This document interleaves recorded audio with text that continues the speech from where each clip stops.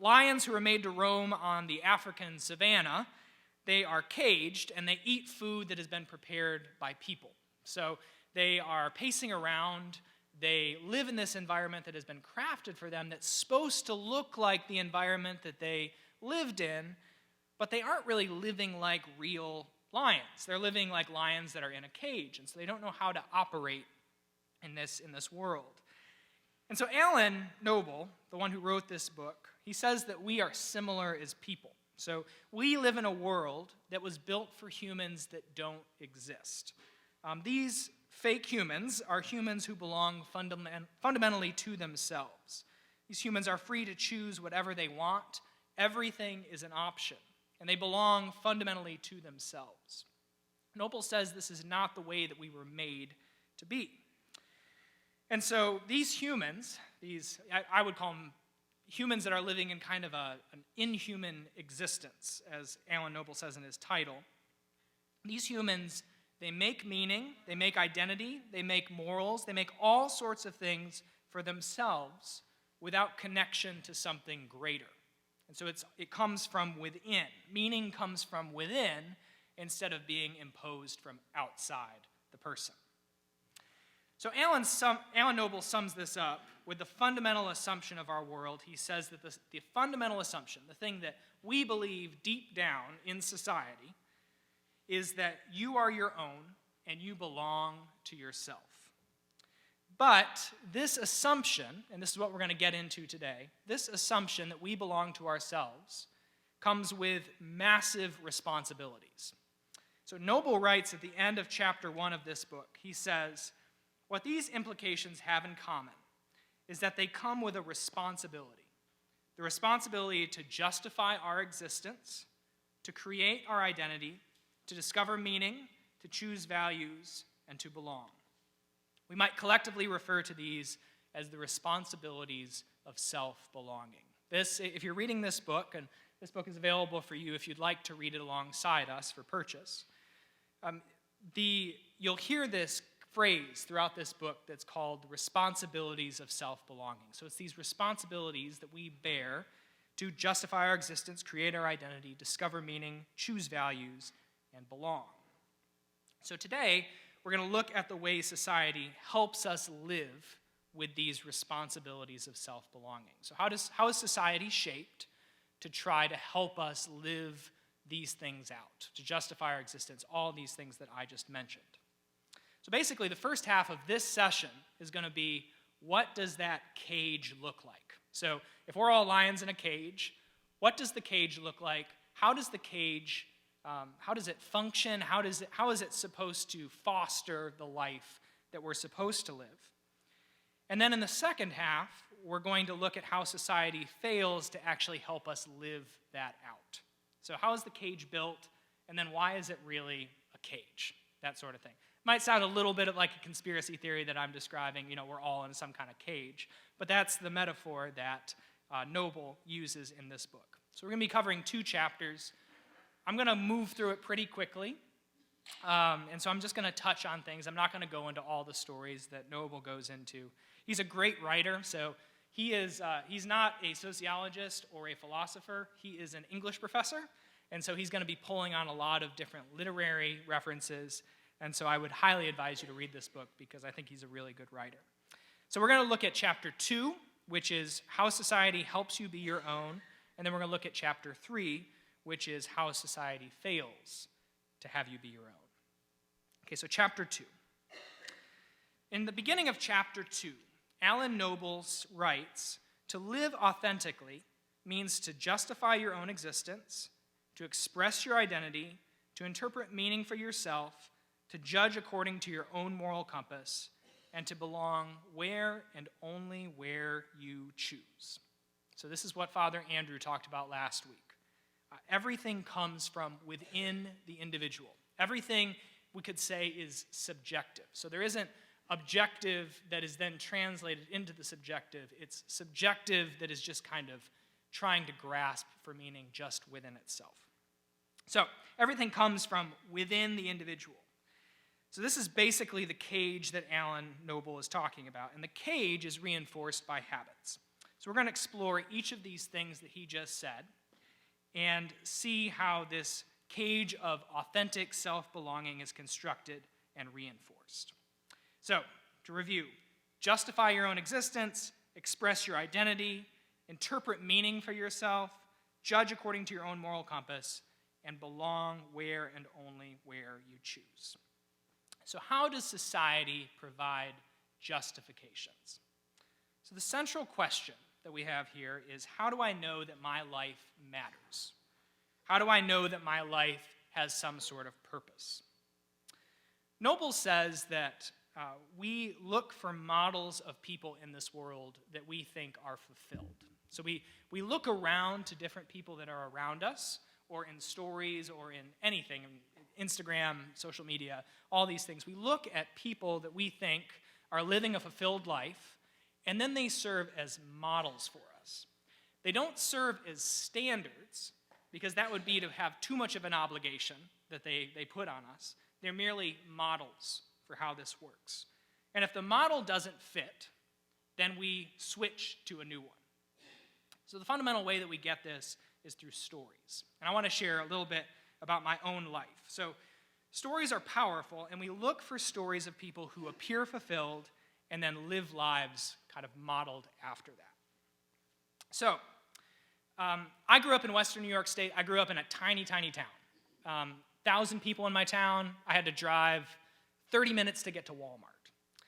And the community that I grew up in was primarily dairy farmers. That's my family, long ways back, generation upon generation, is dairy farmers. And here I am, a kid in the early 2000s, and I am living in this small town where it doesn't seem like there's a lot of opportunities for me for self-advancement. Like, the people who have probably the highest education in my town are usually the people who are teaching in the high school. So they're the ones that have the bachelor's and master's degrees. So I start looking for stories of what would be a way for me to fulfill myself. And so what does society tell me I need to fulfill myself? Well, I need to have a college education, I need to make money, I need to live a life that matters, all of those things. As if that wasn't happening in my small town. So, what do I do? Well, somewhere along my elementary, probably early high school years, I watched a movie that was called October Sky. Some of you might know this movie. And in the movie, it tells the story of this boy named Homer Hickam, who is living in West Virginia. He's the son of a coal miner, and he really wants to make something of himself. He wants to become a physicist. He wants to, I think, be involved in the space program. So he works and works and works and works until basically he achieves his way out of this small town. And he wins this contest. I can't remember exactly what. I think it's a national contest for some physics thing. And the whole point of the movie is that he is able to overcome his upbringing in a coal town. So what it doesn't tell you is that most of the people in that movie still end up back in the coal town. I'm pretty sure Homer Hickam still lives in West Virginia by the end of the story. But what I got out of that movie was, if I work hard enough, I can somehow overcome my existence in a small town. Now, I get to college, I'm going to be a doctor, or I'm going to be involved in some sort of sciences. And then I get into those classes, and I realize that I don't enjoy science. I love the vision of what it's like to be a physicist, to be a doctor or something like that. I want to make a lot of money, but I can't cut it. And I end up having a conversation with the dean that's like, why do you want to do this? And that ended up being a conversation that led to me becoming a history major. I was already thinking about seminary at this point, and so that's what kind of led me in that direction. Now, as soon as I switched, I started looking for other models. So October Sky was no longer the model for me. I started looking at, well, what does it look like to be a pastor? What does it look like to be a priest, or these sorts of things? And so we're always looking for models, and those models are always switching. But they express what in our lives matter.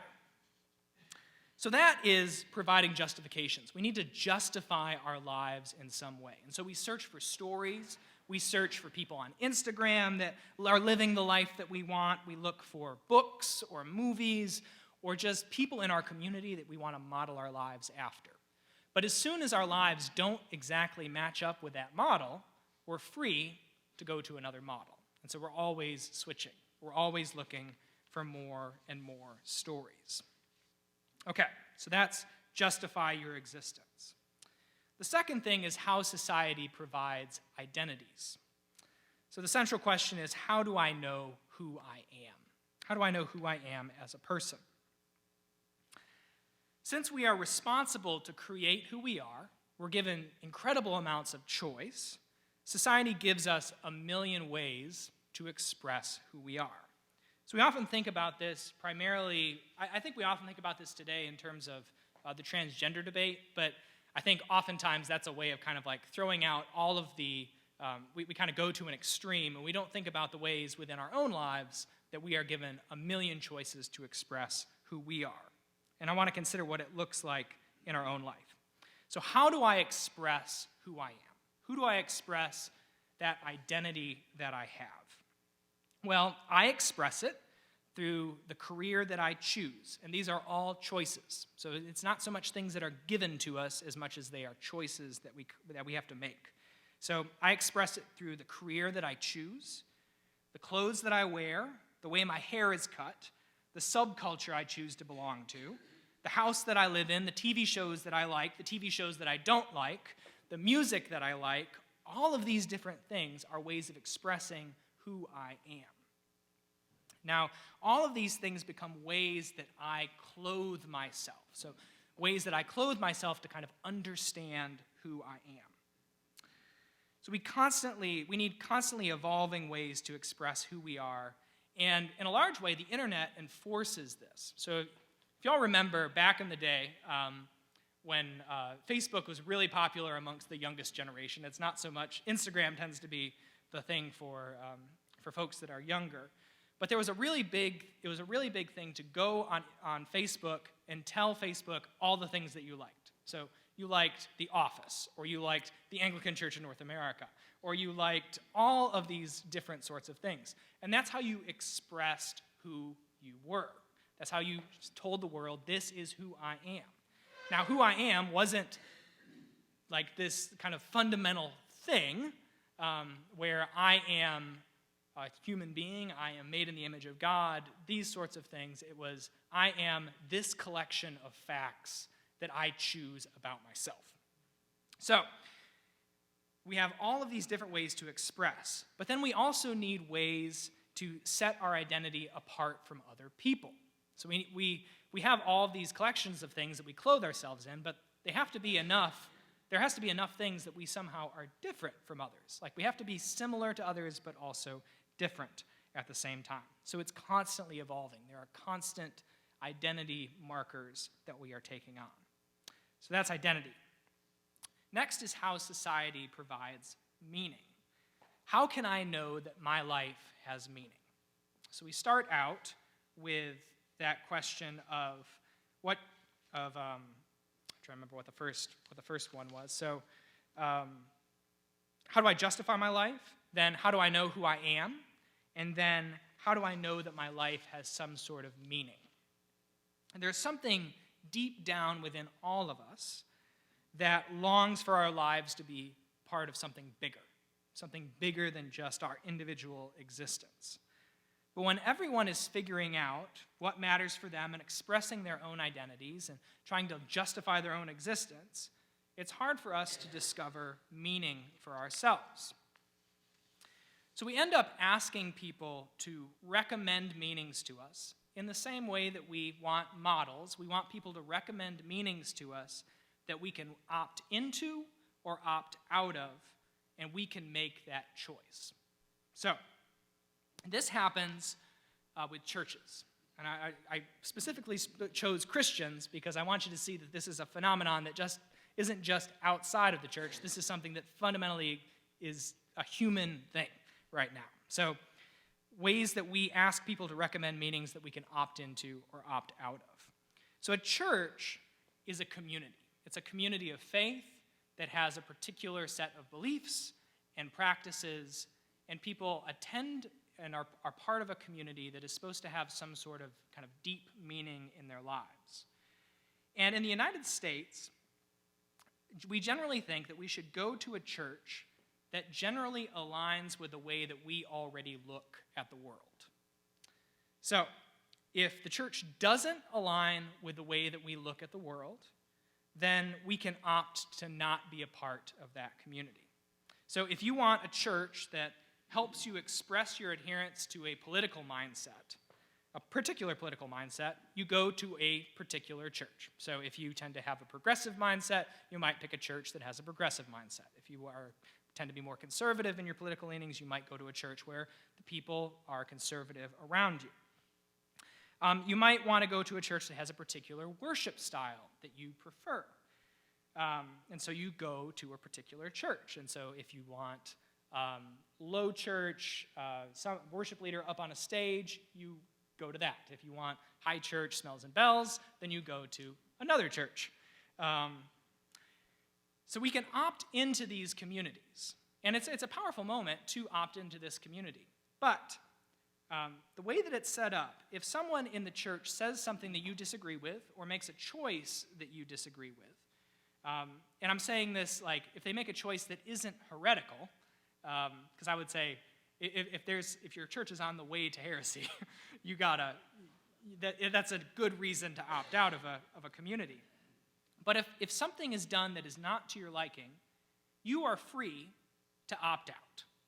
Now that is a very recent phenomenon in terms of the life of church history. Because if you go back in the 1200s and you are living in England, if you opt out of your local church, you are opting out of the church. So there isn't some kind of like you can go and make a choice to go to someone else that you particularly like. And so the whole phenomenon in some ways of like, and I say this as somebody who did plenty of church shopping in my 20s. The phenomenon of church shopping is very much this kind of modern phenomenon of I'm choosing to be a part of a church that will recommend something to me, but if the going gets tough, I'm free to opt out of it. It's just the phenomenon. I'm not saying that it's necessarily like I think, I want to say, first of all, that I am guilty of this. Like, this has been something that I have been a part of. There have been times when I've thought like, well, this church, I don't know if it particularly fits me, but I've been going here for a while, but I think I'll go to this other church, that sort of thing. So this is something that I have been a part of. So in a society where meanings are needed but optional, everything that could possibly make meaning in our lives becomes optional. So we're able to opt in and opt out. That's that idea of meaning. Okay, so that's meaning. Values. So how does society provide values? Central question is, what should I value? We don't know what to value in society where everything is up for grabs, because we're told that everything in some ways should be valued, but everything ultimately isn't valued. So we end up focusing on things that we can really firmly establish as being of value. And that becomes anything that we can quantify. So we trust numbers a lot. But, and that becomes the way that we tend to think about what truly is of value. So what is best in society is what we can measure. And when that becomes the way of thinking about value, then we start thinking of the highest value in society is efficiency. So Noble goes into this in his book. So why do you take a vacation from work?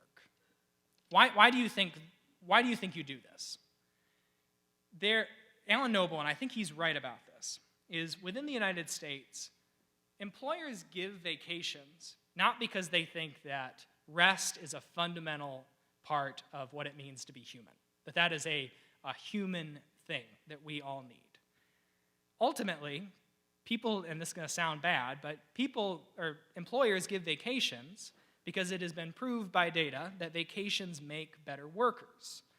And we have a 40-hour work week because that has been proved by data to be the most efficient way of using a work week. Although that might be shifting. I don't know exactly if that's true anymore. But we take vacations because it increases our efficiency at work. We rest because it helps us work better. This can be expanded into other areas. So people argue for the legalization of prostitution because they say it reduces violence and it reduces incarceration rates, and it does all of these other sorts of goods. It doesn't matter that prostitution is immoral.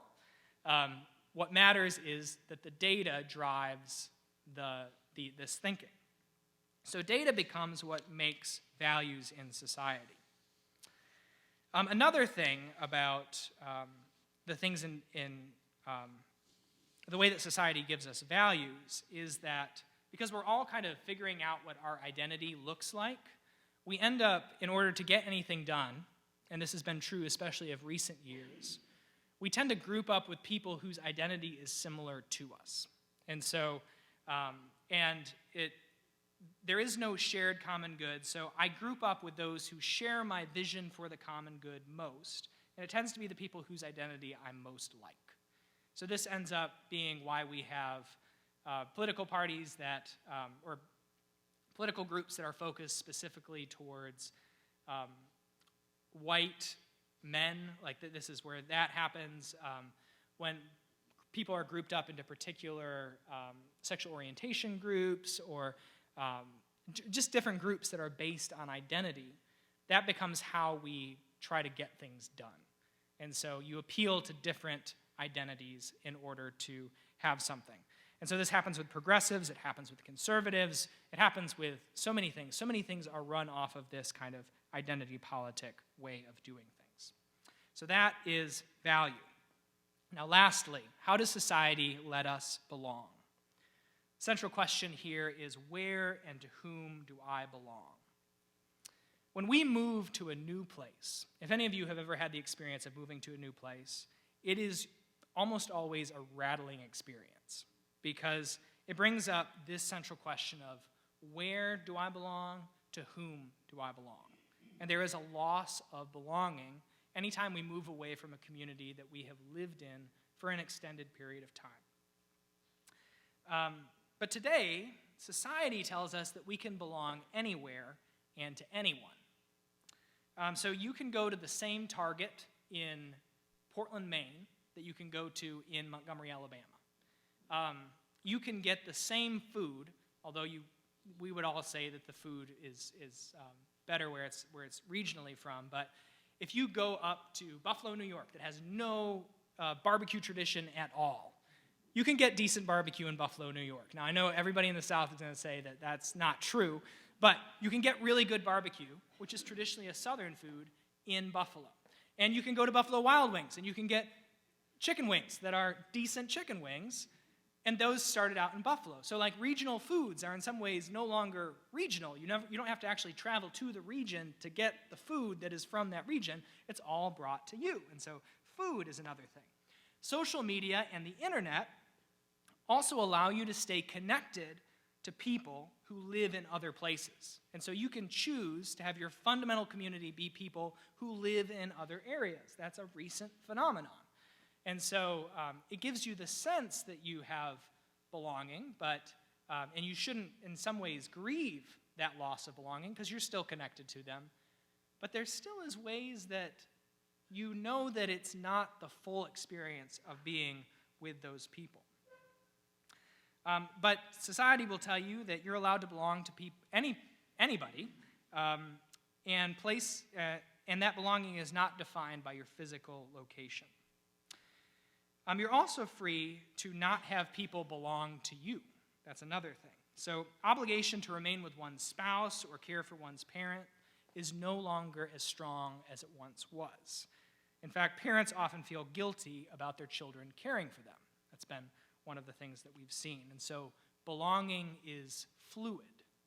On a personal note, I was reflecting on this yesterday. So I am from, as I said, I am from Western New York. I grew up 18 years in Western New York State. And I come to Montgomery, Alabama after living in Ohio and then living in Kentucky.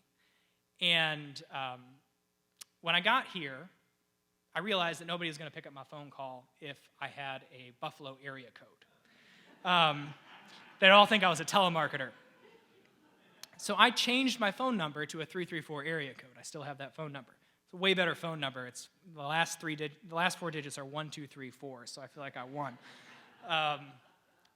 But when I did that, I lost a portion of who I understood myself to be because I no longer had that area code that was tying me back to that place. So you'll see on the back of my car, I have a bumper sticker that says 716, which is the area code with a little buffalo on it. Now, as I have moved away from Western New York, I have felt I still want to remain connected. But the truth is I no longer live in Western New York. I live in Montgomery, Alabama. So I have to somehow deal with this portion of myself that still in some ways belongs to that place, but lives here. And so I'm constantly grasping for things that will remind me, or in some ways allow me to still belong back there. And so I love the Buffalo Bills, but I love the Buffalo Bills especially because I don't live in Buffalo anymore. Like it's a way of expressing that identity. It's a way of expressing belonging. But at the end of the day, I live in Montgomery, Alabama, and I belong to Montgomery, Alabama at this portion of my life. Now, that life that I lived in Cattaraugus, New York, and that life I lived in Ohio, and that life that I lived in Kentucky, they still hold a massive pull on my life. But I can't somehow be transported back there by social media or by a Bills game or by a bumper sticker. There is a loss that's there. And if we live enough of our lives, we recognize that there is a loss. Now, society is going to tell you that there is no loss of belonging. But there's something within us that tells us that that's not true. So, that is how society promises to help us be our own. Everything is fluid, and everything is an option. You can experience everything without the threat of being obligated to another place, or to another person, or to something outside yourself. So how does this hold up to when we live it out? Well, chapter 3 is going to talk about it.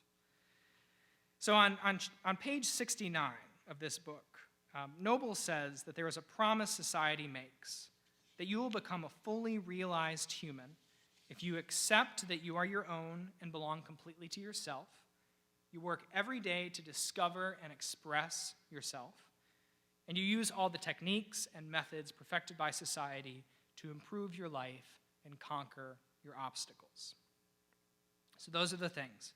Accept that you're your own, work every day to discover who you are, use all the techniques perfected by society to improve your life.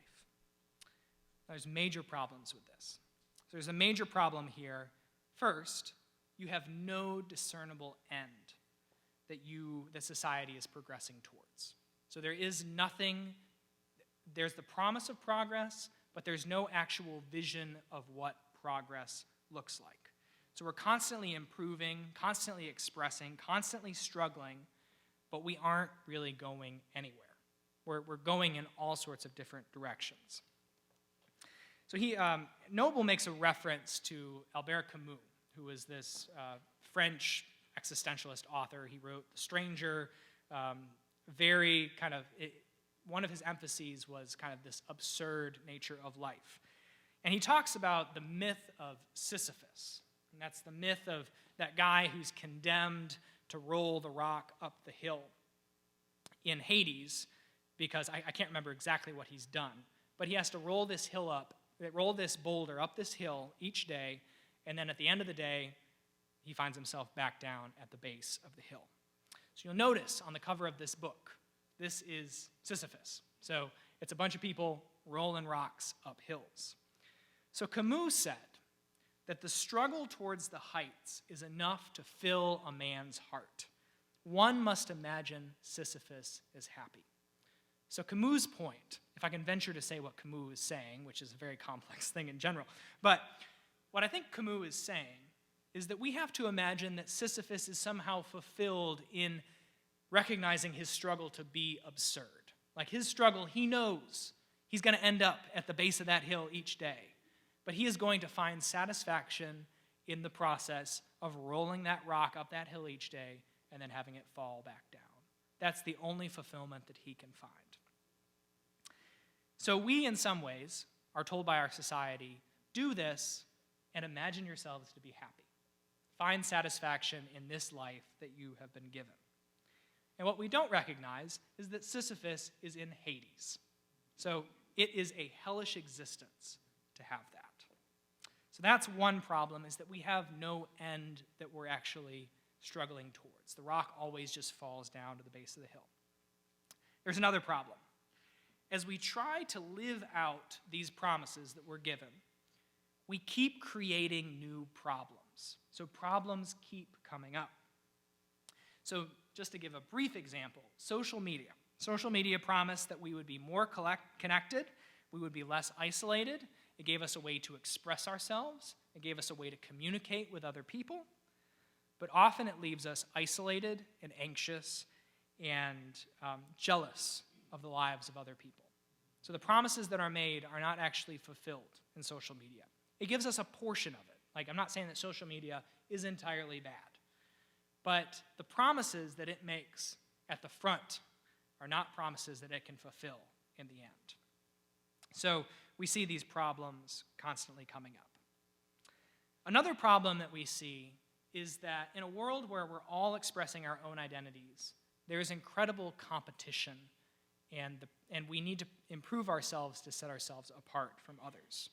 So in order to matter in this world, we have to express ourselves better than other people, and we have to constantly be improving ourselves. So we see this. In younger generations, there's this sense, and I feel this as a millennial, there's a sense that I need to be constantly improving, constantly becoming more efficient in what I need, constantly needing to build better habits. We used to call them New Year's resolutions. Now we call them habits. That's kind of the language that we use now, is I just need to build better habits. I was listening to a podcast this week. Reese Witherspoon, she put on her Twitter what her new habits were going to be. One was like drinking water first thing in the day or something like that, which, to be honest, is a good thing. Like, these habits are good things, but they're almost done in a performative way to show that we are getting better. Like, we're not content with who we were. Who we were is always something that is behind us. We always need to be constantly improving to set ourselves apart. Ourselves, in this way, in this setting, are so fragile that we need to be better than others to matter. And so we read self-help books, we work out more, we instill better habits, all sorts of things so that we can be a better version of ourselves. So in response to this, we have two options that society gives us. The first is to affirm these promises. So it's to say, I understand all those things that I just mentioned, and I'm still going to pursue it as hard as I can. I can pursue that life that society tells me I should be living. And so we believe those promises we talked about, and then we work hard to live them out. So we make our lives more efficient, and we're always trying to get better. This is kind of the hustle culture sort of thing, where people are constantly trying to improve themselves. So there's affirmation. The second way that we do this is through resignation. So we believe all those promises that I just said, and then we give up. Like, we just give up on the rat race.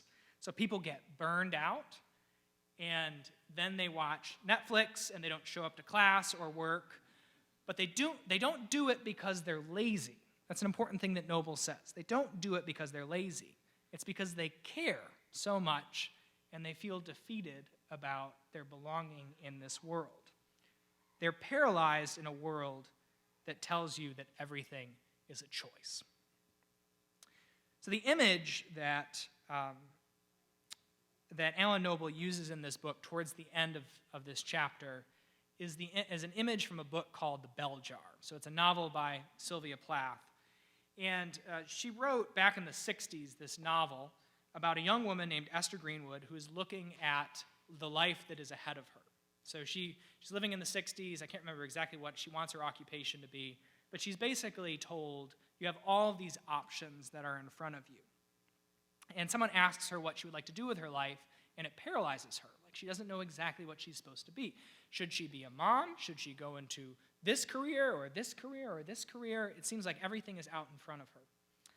And Plath uses an image in Esther's mind of a fig tree that has all of these different figs on it that she can choose.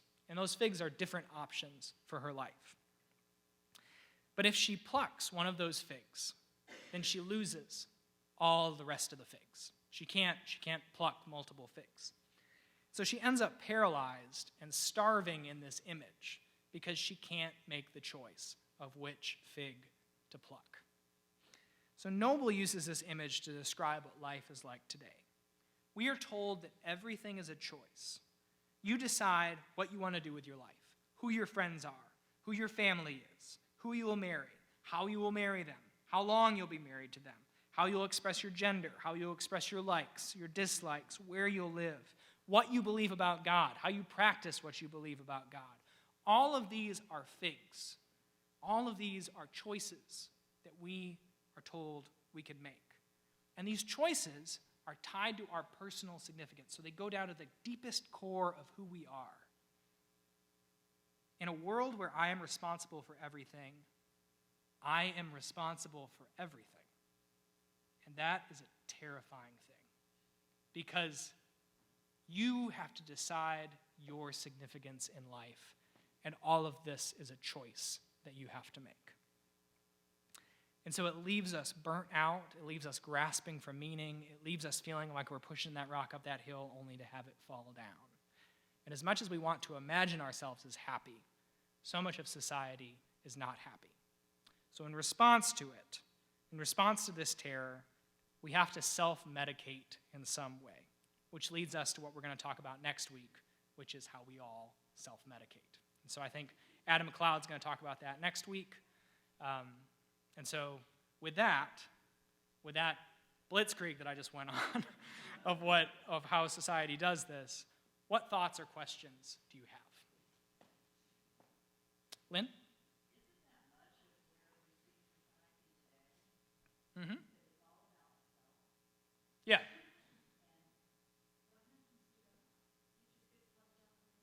Mm-hmm. Well, God becomes an option.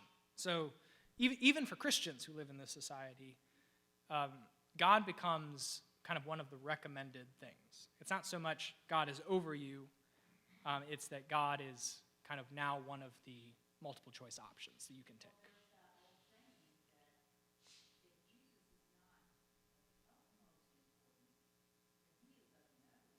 Mm-hmm.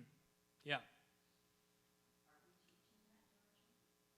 I mean, that's what society is largely teaching, is that sort of idea. Yeah. Implicit. Like not always explicit, but implicit in many ways. And then we are trying to teach our kids that. I mean, this book will get more hopeful. Yeah. Because it will begin to say, here, this is the waters in which your children are swimming, and you are too. But catechesis and belonging and valuing this community and life within it as this is the pinnacle of human existence. Like, let's prize it for what it is. And everything else that the world's telling us is empty and Sisyphean, however we would say. Sisyphean. I told that to Elizabeth this week as some kind of word. So then we are trying to teach our children that Christ must be of utmost importance. So the thing is, so one thing I'll say is that, so society is telling this, and in some ways, that is the cultural water that we swim in, all of us. But it doesn't change the fundamental fact that we belong to God. Like that, whether or not we believe that doesn't change the reality of it. And I think that for anyone who really is earnest in their discipleship, as they walk through their lives, that's going to be uncovered for them. So I think about, there's a book that I haven't read, but I've listened to a lot of podcasts about it. There's a book by James K. Smith that's called On the Road with St. Augustine.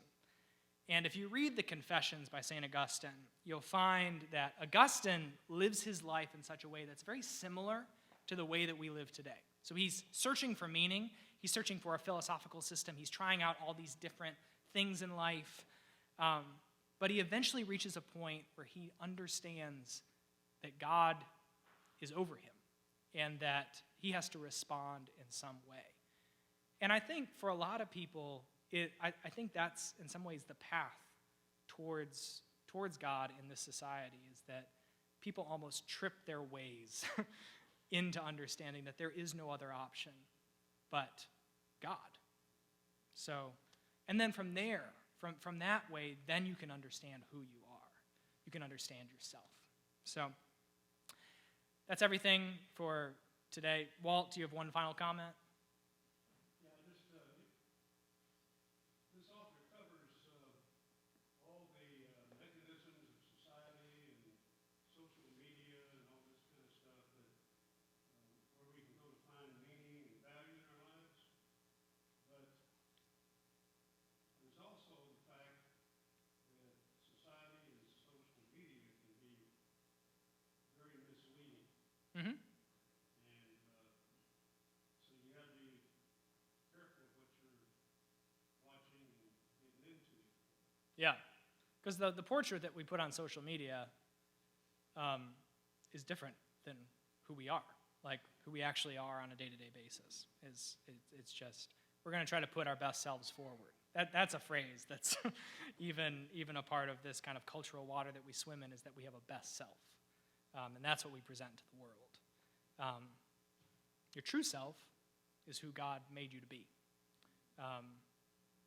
And that's who you are, is who God made you to be. So, with that, let's pray as we close. Lord, we look at the world around us, and we look within our own hearts, and we see that there are many ways in which we need to grow, in many ways that we feel sometimes like we are Sisyphus rolling that rock up that hill. Lord, show us a vision for who you would have us be, and not a vision that is contingent on something that I do or a way that I conceive of myself, but of who you tell me that I am and who you tell me that I will be one day. And Lord, we trust that you save us and that you guide us and that you help us. And so, Lord, help us this week. We pray that your Holy Spirit would empower us and guide us and reveal to us who you have made us to be through the work of Jesus Christ. We pray in his name. Amen.